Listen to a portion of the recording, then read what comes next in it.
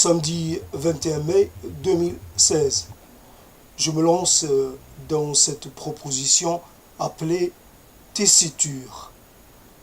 Tessiture. Je l'ai mise au pluriel parce que je veux traiter un peu de toutes les...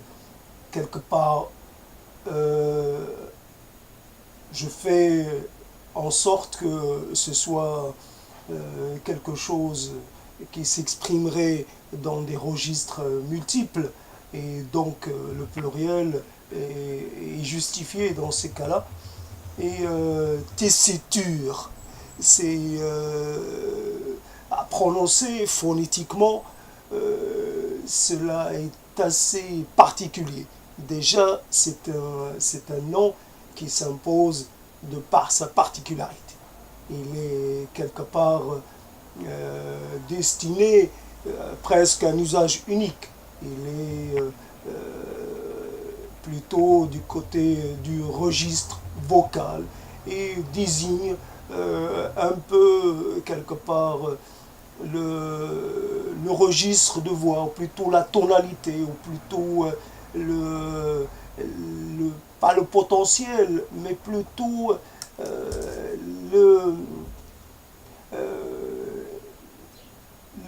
la chose, et plutôt je utilise le mot registre. En fait, il y a des registres vocaux et il y aurait plutôt des aptitudes à s'exprimer dans un tel ou tel registre. Ainsi, certaines personnes seraient plutôt, serait plutôt bien indiqué d'être dans leur registre plutôt que d'essayer d'être dans un autre parce que cela ne leur conviendrait pas. Ils feraient peut-être un mauvais usage de leur organe vocal à essayer de l'utiliser au mauvais escient. Donc la tessiture, c'est quelque chose, quelque part, comme si le mot était en forme de courbée de plat. Le mot lui-même, il monte, il redescend. Et déjà, évidemment, ça se prête bien au registre vocal, puisqu'il y a des creux et des hauts, et des montées et des monts, des plats et des monts. Et en fait, finalement, la voix est un instrument qui est souvent utilisé. Évidemment, il y a l'aspect résonance interne. Nous résonnons d'une façon qui est assez particulière. Cette résonance est présente à nos oreilles, à notre audition, et nous l'apercevons comme étant la nôtre. Souvent, on a une perception peut-être un peu faussée de la spécificité de cette résonance. Là où nous pensons que nous faisons des effets sonores ou vocaux, peut-être nos effets ne sont pas si expressifs que cela, ne sont pas si particuliers que cela. Ainsi, malgré tout, nous sommes dans des registres vocaux quelque part bien au-deçà de nos espérances, de notre demande. Mais je m'éloigne un peu de l'intérêt que j'ai voulu éprouver pour le mot tessiture. Quelque part, s'il doit y avoir une spécificité propre à chacun, un registre propre à chacun, il y aurait comme cela aussi quelque chose à définir qui fait justement la personne. Et cette spécificité qui lui permettrait de s'exprimer, de bien s'exprimer, d'être juste. de s'exprimer de façon juste, de ne pas être trop peu ou, ou très peu ou trop, ne pas être ni dans l'excès, ni dans un sens, ni dans l'autre, être dans le juste équilibre, savoir évidemment donner à sa personne le moyen de s'exprimer, le moyen d'exister, le moyen de s'épanouir dans un espace social, dans un environnement. Et, et donc, souvent, nous sommes quelque part en décalage par rapport à notre registre propre. Nous faisons trop d'effets là où il faudrait être plutôt dans la discrétion, dans la mesure. Nous sommes quelque part dans une certaine démesure, une certaine inflation et d'effets comment dire, et de production d'expressions variées, trop variées quelquefois, trop dissemblables, trop désharmonieuses. Il faudrait s'attacher à l'idée d'une certaine harmonie. Malheureusement, qui parle de tessiture parle de capacité. Et quelque part, cela limite, des limitations. Nous serions limités par notre organe. Il est évident que ça fait un peu mal à notre ego, mais nous serions limités. Voilà, l'idée c'est que nous serions limités malgré, je veux dire, le fait que notre désir, lui, est illimité. On aurait tendance à vouloir posséder la totalité des choses, la totalité des objets. Peut-être en revenant vers un registre physiologique, nous serions peut-être quelque part, nous défendrions peut-être une certaine limitation, une certaine qui serait d'ordre biologique, d'ordre naturel, et qu'elle serait peut-être indépassable. Nous n'oublions jamais que là où il est question de potentiel, il est aussi question de technique, et qu'il est possible que des gens qui soient moins dotés au départ naturellement que d'autres puissent donner l'impression, puissent aller au-delà de leur capacité d'origine par l'adoption d'une technique qui leur permettrait d'être comme un peu dans l'illusion, produire l'illusion. Un illusionniste, c'est quelqu'un qui s'entraîne beaucoup à exercer un tour. Et évidemment, cela demande à ce que cela demande beaucoup d'exercices. Et au final, le résultat est assez époustouflant. Le résultat est convaincant. Évidemment, il ne faut pas expliquer le tour, il ne faut pas expliquer le travail, sinon, quelque part, le charme en est rompu, comme on dit. Donc, la personne est peut-être limitée, mais elle peut, quelque part, remédier à un certain nombre de ces limitations par l'adoption, par un enrichissement de son registre de départ, et cela est possible. Quelque part, j'aurais tendance, un mot tessiture, peut-être à vouloir y adjoindre le mot de singularité. Seulement, comme vocalement, chaque mot a plutôt son expression sonore et phonétique particulière, nous avons aussi une spécificité. La singularité désigne peut-être quelque chose qui aurait plutôt tendance à rester un peu enfermé sur sa singularité, tandis que la tessiture, c'est quelque chose qui participerait d'un mouvement plus collectif. Nous avons chacun, mais une tessiture, nous avons chacun un registre particulier, mais ces registres ne s'excluent pas. Nous pouvons quand même travailler ensemble, en chœur, et façonner comment dire, des œuvres, produire une harmonie, produire une œuvre collective dans laquelle chacun s'intégrerait selon ses spécificités propres. Donc il y a plutôt une promesse de réalisation intéressante, englobante, et alors que la singularité plutôt aurait tendance à pousser vers une certaine exagération de ce qui fait de nous des êtres propres, des êtres presque quelquefois un peu, comment dire, pas fermés sur eux-mêmes, mais qui auraient tendance à, évidemment, de par leur histoire, de par le vécu propre à chacun, qui auraient tendance à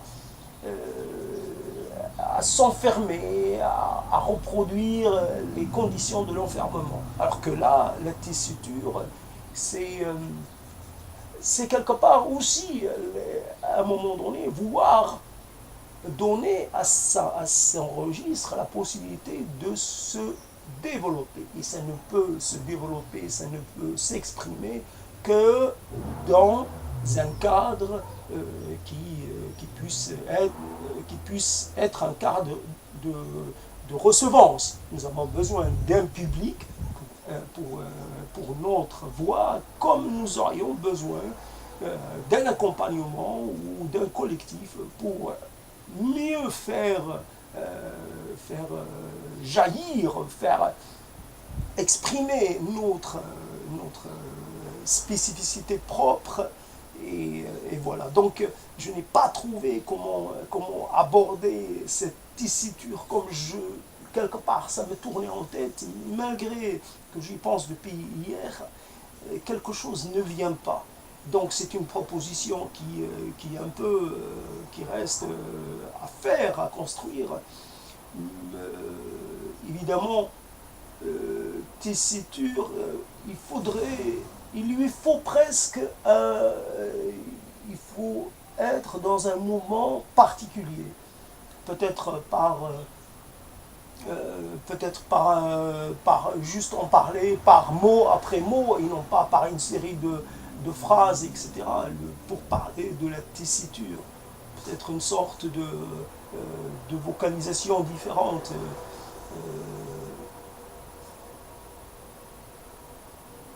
Tonalité, un coup, une onde, un fuseau, dualité, tendance. Peut-être il faudrait quelque chose qui serait dans le domaine un peu, comme on dit, poétique. Peut-être faudrait s'extraire un peu d'un développement ordinaire pour pouvoir parler de cette tessiture. C'est comme par la musique, plus par la musique des mots, mais quand c'est pas possible, presque par des vibrations, sur terme de vibrations sonores. Non pas être dans les mots, mais des vibrations. Un peu comme, toujours, je reviens sur l'onde, un peu comme une onde, et en fait traduire ces ondes plutôt par des couleurs plutôt que par des sons. Peut-être plus dans le domaine, prendre des ondes et les colorer. Ce serait une manière d'entreprendre cette proposition. Et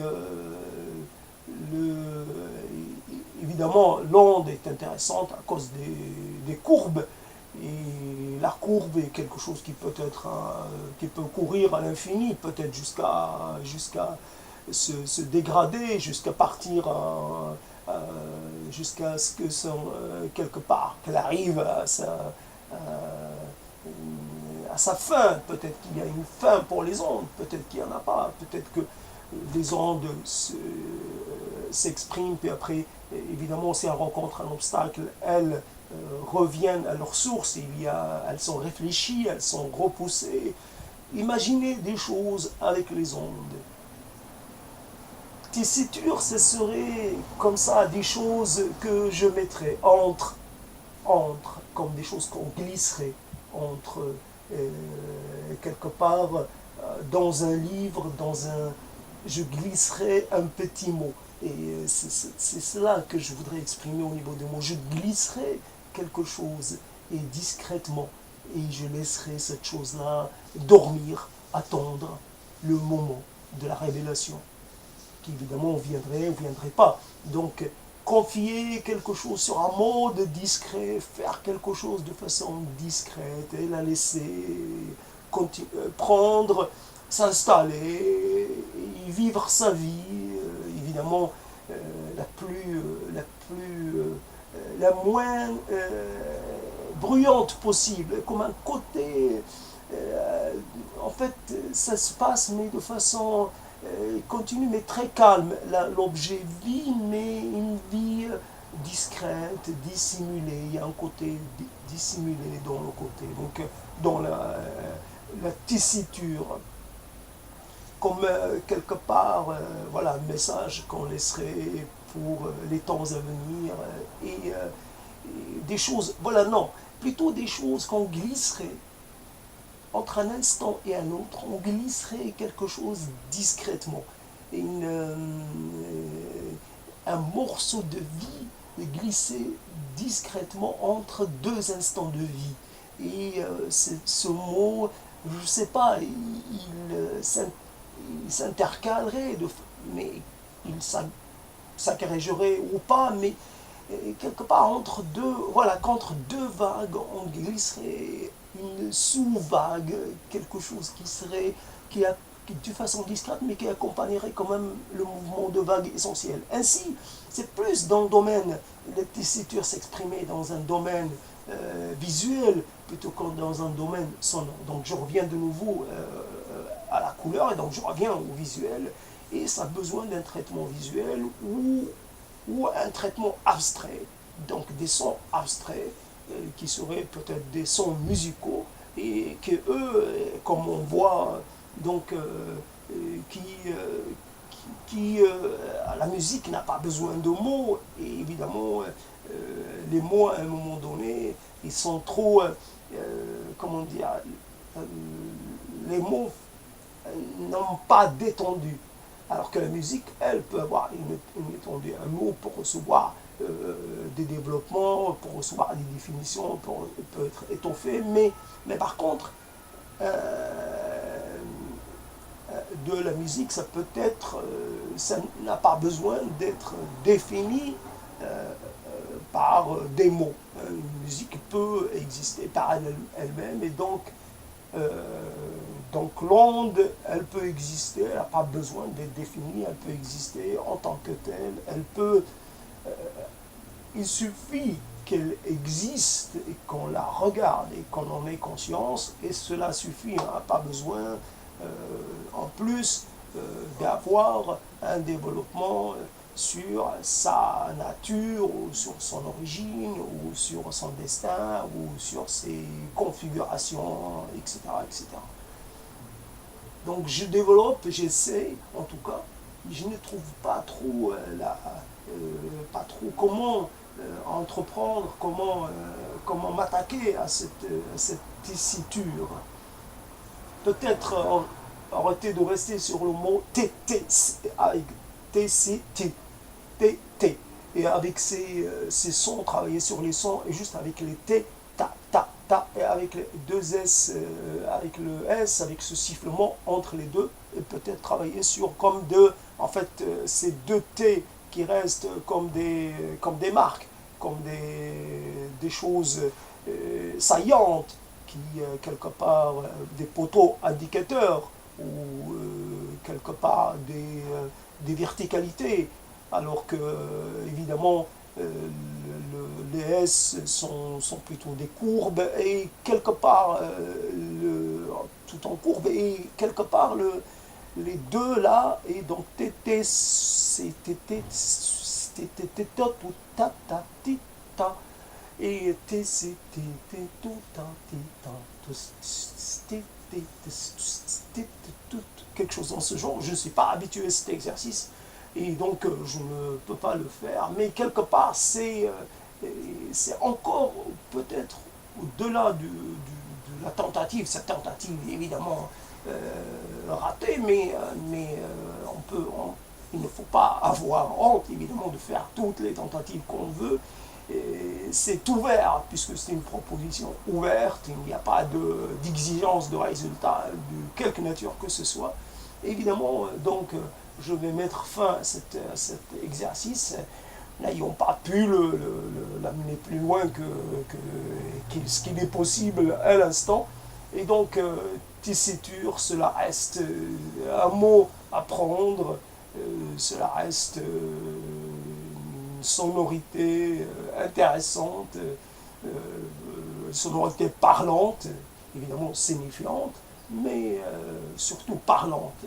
Et elle ne m'a pas beaucoup parlé en ce moment, mais peut-être cela arrivera. Je vous laisse à vos propositions. Ceci était une proposition pour les tessitures. À vous de choisir de la développer ou de prendre d'autres propositions.